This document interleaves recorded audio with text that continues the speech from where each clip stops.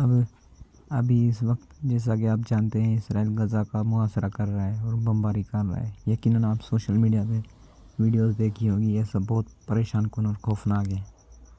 آخر وہاں کیا ہو رہا ہے جو ہو رہا ہے، لیکن میرا کہنے کا مطلب یہ ہے کہ حقیقت اس سے بھی زیادہ خوفناک ہے۔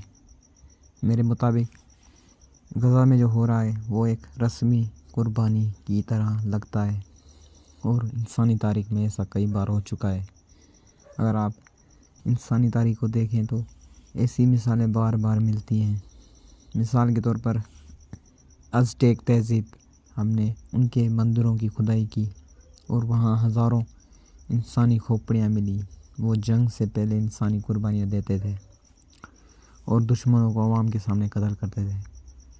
اس طرح فونیکی لوگ، خاص طور پر کارتھیج والے، بچوں کی قربانی کے لیے مشہور تھے۔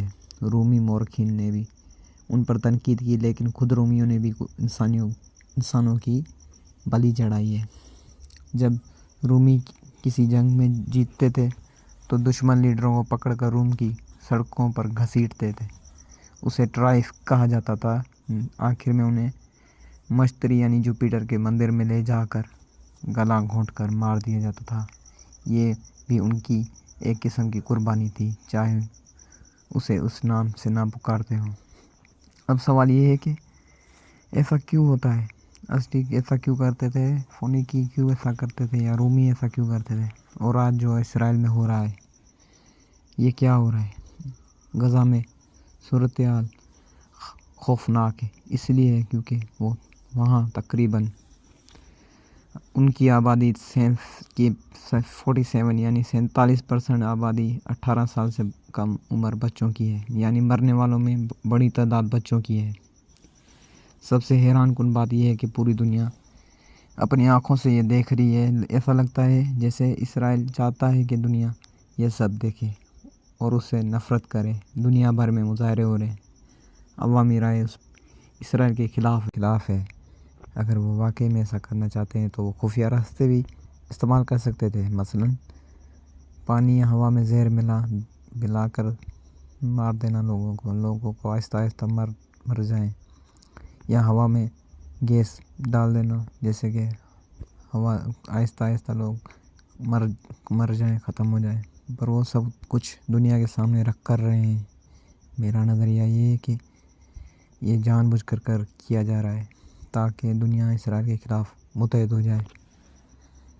کچھ انتہا پسند مذہبی نظریات کے مطابق آخر زمانے میں اسرائیل پوری دنیا سے جنگ کرے گا اور خدا اس کی مدد کرے گا۔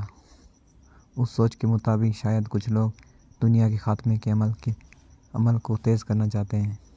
یہ عمل ایک اور مقصد بھی پورا کرتا ہے، اپنی قوم کو متحد کرنا۔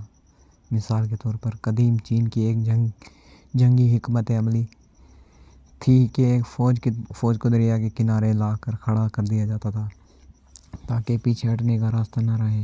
اب سپاہیوں کے پاس دو ہی راستے ہوتے تھے، یا ڈوب جائے یا جان کر لڑے۔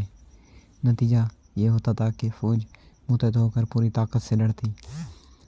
اس طرح نظریہ یہ کہتا ہے کہ یہ جتنا بڑا جرم یا حد سے تجاوز ہوگا، اتنی ہی گروپ کے اندر اتحاد بڑھے گا۔ سادہ مثال، چند دوست اسکول میں شرارت کرتے ہیں، وہ راز ان سب کو آپس میں جوڑ دیتا ہے، کیونکہ اگر ایک بھی یہ راز کھول دے تو سب پکڑے جائیں گے۔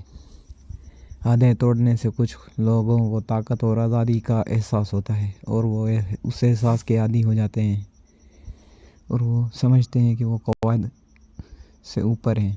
کچھ نظریات کے مطابق بعض لوگ گروہ ممنوع کام اس لیے کرتے ہیں کیونکہ وہ سمجھتے ہیں کہ اس سے انہیں روحانی یا الہی طاقت ملتی ہے۔ وہ یقین رکھتے ہیں کہ اس طرح وہ خدا تک پہنچ جاتے ہیں۔ یہ بھی کہا جاتا ہے کہ دنیا میں کچھ خفیہ سوسائٹیاں ہیں، راز رکھ کر طاقت حاصل کرتی ہیں، جبکہ سیاستدان صرف سامنے کا چہرہ ہوتے ہیں۔ لیکن یاد رکھیں کہ یہ سب ایک ممکنہ نظریہ کے طور پر پیش کیا جا رہا ہے، ضروری نہیں کہ یہ حقیقت ہو۔ صرف ایک اندازہ یا سوچ کہ شاید اس طرح دنیا کام کرتی ہے۔